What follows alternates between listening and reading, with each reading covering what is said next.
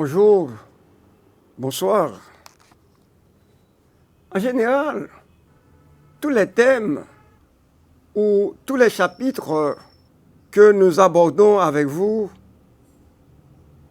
sont importants. Nous avons pris conscience de cette réalité car au début de chaque cours, je me plais à répéter ce chapitre est très important, ce chapitre est important. Vous avez dit pour professeur Toussaint, tout chapitre est important. Oui, c'est vrai, tous les chapitres sont importants. Le chapitre d'aujourd'hui porte sur la rhétorique.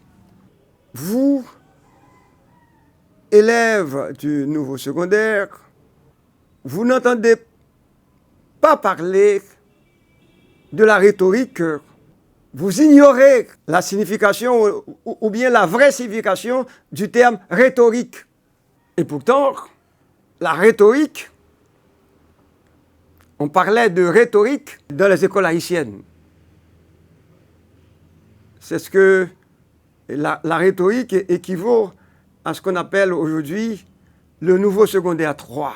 On dit nan rhéto.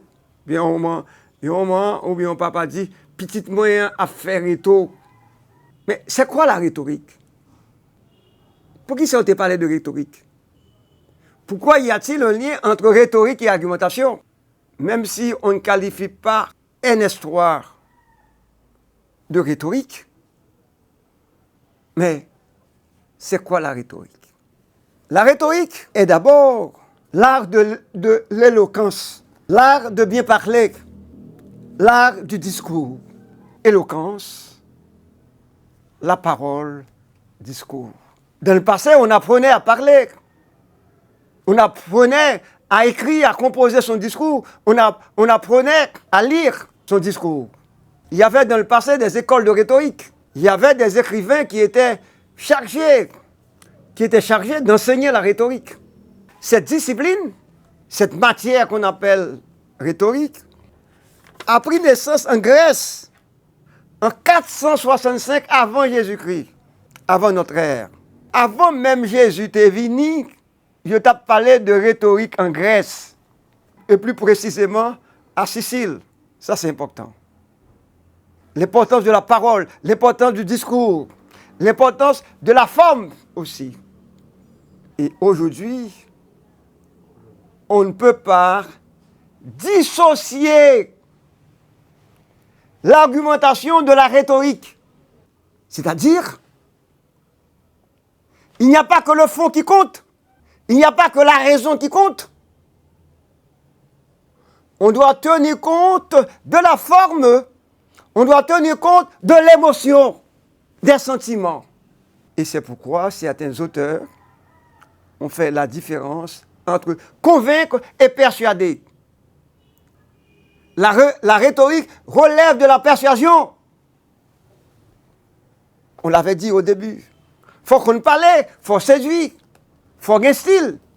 Faut qu'on prenne plaisir, puis on va écouter, soit dire, puis on prend plaisir, puis on va lire.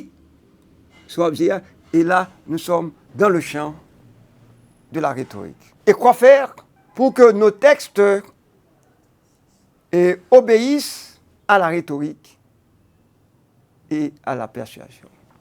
La rhétorique était devenue une discipline qui envisage les buts des discours et les moyens de leur élaboration, les procédés mis en œuvre pour convaincre et persuader.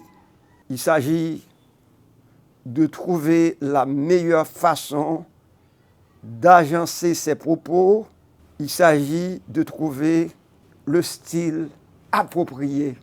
Et là, nous pouvons toujours faire appel à certains grands orateurs qui savaient manier leur discours, leurs propos, qui savent bien agencer leurs mots. Donc ça, c'est important pour pouvoir persuader.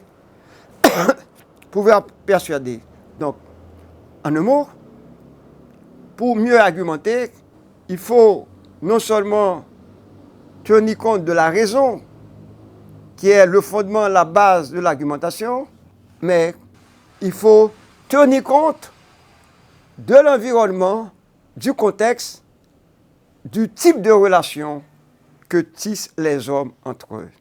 La question de l'émotion, la question des sentiments joue également leur rôle dans tout processus argumentatif.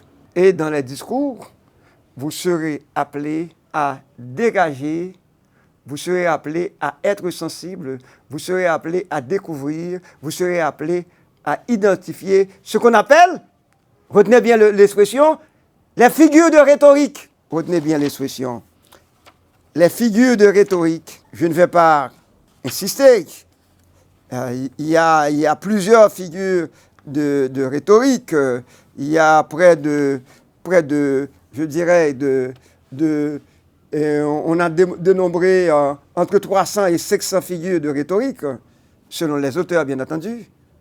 Maintenant, nous allons mettre l'accent sur certaines figures de rhétorique que vous devez maîtriser. Vous devez connaître quelques figures de rhétorique. Probablement, dans le cadre de votre cours, de vos cours de grammaire, de français, vos professeurs vous en ont déjà parlé. Dans le cadre de ces éléments de méthodologie, dans le cadre de ces séances sur l'argumentation, il est nécessaire d'évoquer quelques figures, ce qu'on appelle les figures de rhétorique. On va citer quelques-unes. D'abord, il y a ce qu'on appelle la métaphore. La métaphore désigne une chose par une autre qui lui ressemble ou partage avec elle une qualité essentielle. La métaphore. La métaphore désigne une chose par une autre qui lui ressemble ou partage avec elle une qualité essentielle. Ou si vous voulez, la métaphore est une sorte de comparaison sous-entendue. Vous avez déjà écouté cette métaphore. Le soir de la vie, pour parler de la vieillesse. Le soir de la vie. Pour parler de vieillesse là, vous choisissez un terme. Ouais, le soir de la vie, ça veut dire que soupe un matin, après-midi, etc., le soir de la vie, c'est ça, quand on rentre sur vous. Ou pas dans le début encore, pas dans la jeunesse encore, vous commencez dans 65, 70 et plus, c'est ce qu'on appelle le soir de la vie. Donc ça, c'est pour désigner la vieillesse. La vieillesse est au déclin de la vie, comme le soir est au déclin du jour. La vieillesse. Donc, il faut retravailler cette figure de style qu'on appelle la métaphore. Maintenant, prenons cette figure de style qu'on appelle anaphore. A-N-A-P-H-O-R-E. Anaphore. Anaphore consiste à répéter au début d'une phrase ou d'un membre de phrase ou d'un vers une même expression ou une même construction. Anaphore. Ce qu'il faut de malheur pour la moindre chanson, ce qu'il faut de regret pour payer un frisson, ce qu'il faut de sanglots pour un air de guitare, consiste à répéter au début d'une phrase une même expression ou une même construction.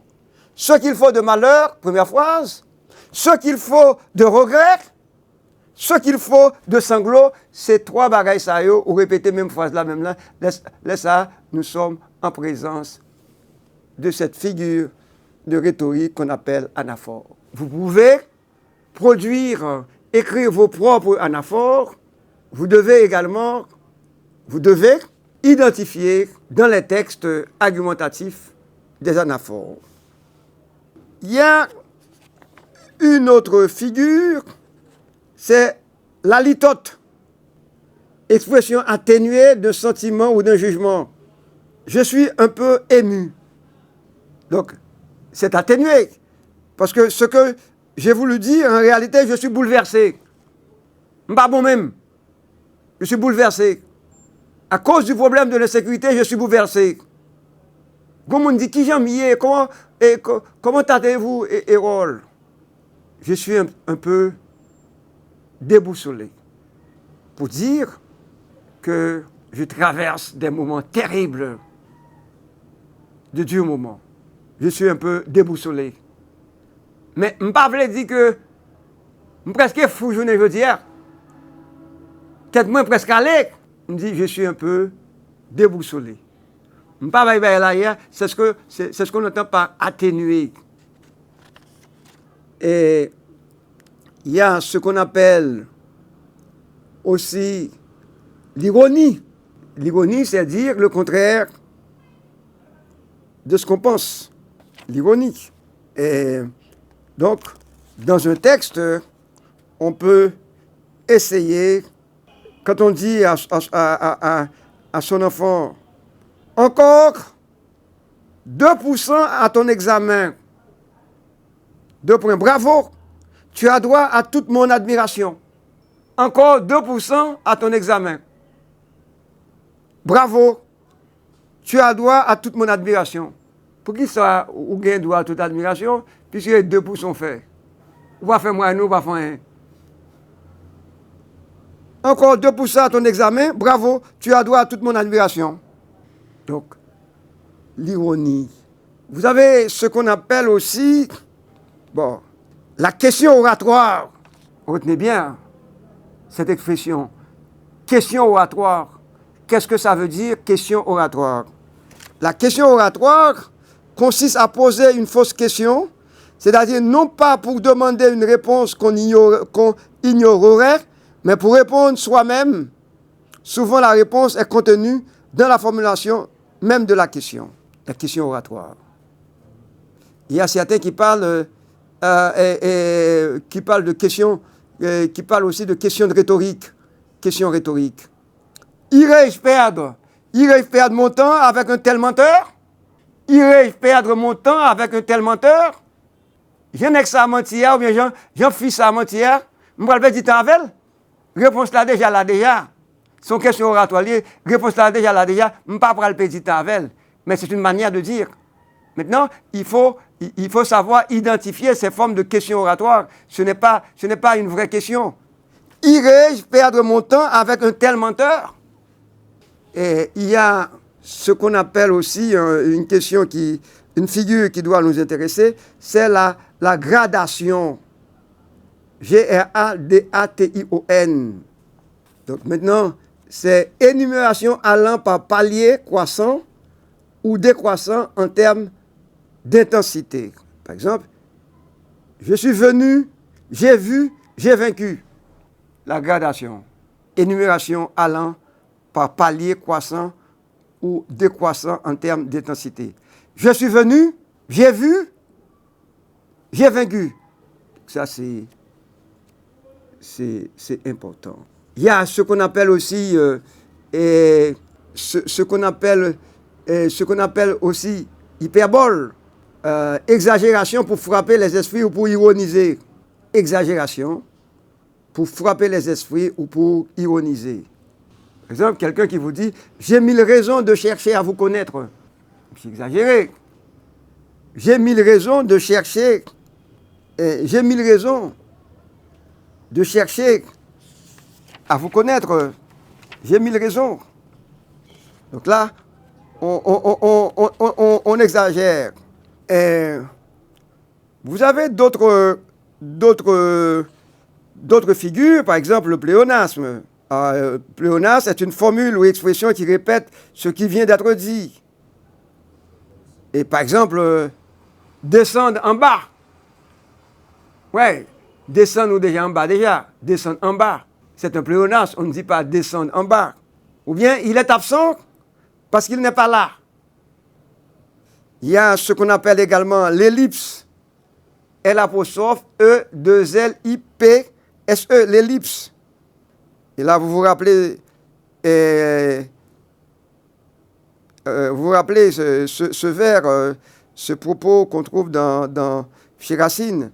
Je t'aimais inconstant, qu'aurais-je fait, fidèle? C'est-à-dire, je t'aimais alors même que tu étais inconstant. Que n'aurais-je pas fait si tu avais été fidèle? Donc c'est l'ellipse. Il y a une autre figure qui est importante, c'est ce qu'on appelle l'euphémisme. L'euphémisme. E-U-P-H-E accent aigu, M-I-S-M-E. Je reprends. L'euphémisme. L', E-U-P-H-E accent aigu, M-I-S-M-E. L'euphémisme. Il faut retenir cette figure de style, cette figure de rhétorique. Donc, c'est-à-dire, est utilisée, cette figure, l'euphémisme est utilisé pour atténuer une idée qui risque d'être mal reçue si elle est exprimée dans toute sa force. Par exemple, l'incident est clos. Si je dis l'incident est clos, alors qu'il s'agissait d'un véritable scandale. Mon problème avec mon monde là, mais ça peut qu'on finisse, on dit l'incident est clos. Mais n'oubliez pas, l'euphémisme est utilisé pour atténuer une idée qui risque d'être mal reçue si elle est exprimée dans toute sa force. Par exemple, mon professeur de philosophie a fait une petite déprime, pour ne pas dire qu'il est en pleine dépression. Monsieur pas bon même. C'est-à-dire que pas bon même, me dit bon, tant me dit que monsieur pas bon même, me dit bon, il a fait une petite déprime. Mais c'est ce qu'on appelle l'euphémisme. Il y a d'autres figures de style et figures de rhétorique. Je vous invite à mener des recherches sur Internet, sur ce qu'on appelle l'antithèse, le paradoxe et la métonymie, la parabole, l'allégorie. D'ailleurs, vous aurez à étudier l'allégorie de Platon, l'allégorie. Et vous avez aussi la prétérition, l'apostrophe, la personnification. Donc, nous avons voulu vous présenter quelques figures de rhétorique pour vous aider à prendre conscience de l'articulation qui doit exister entre le contenu et la forme dans un texte argumentatif. Pour argumenter, on a besoin de faire appel à la raison et aux émotions. Une manière d'articuler ce que nous avons appelé au début convaincre et persuader. Je reprends, convaincre et persuader, et ça doit aller ensemble dans un texte argumentatif. Et on peut bien se rappeler ce mot de Pascal, le cœur a ses raisons que la raison ne connaît pas. Donc, ces deux éléments, nous en avions déjà parlé, convaincre et persuader.